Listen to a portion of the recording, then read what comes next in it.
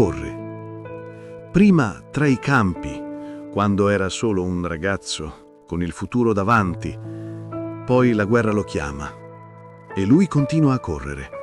Corre nel fango delle trincee, corre tra le esplosioni, stringendo il fucile per restare vivo. Corre nel piave gelato, tra compagni che non si rialzano più. Corre nei campi bruciati, tra papaveri che custodiscono i caduti. E all'improvviso corre nelle nostre città, tra auto, palazzi, ragazzi che vivono la vita che lui non ha avuto. Finché si ferma, davanti al suo nome, davanti alla sua croce, depone un fiore e noi capiamo che la sua corsa era per arrivare fino a noi.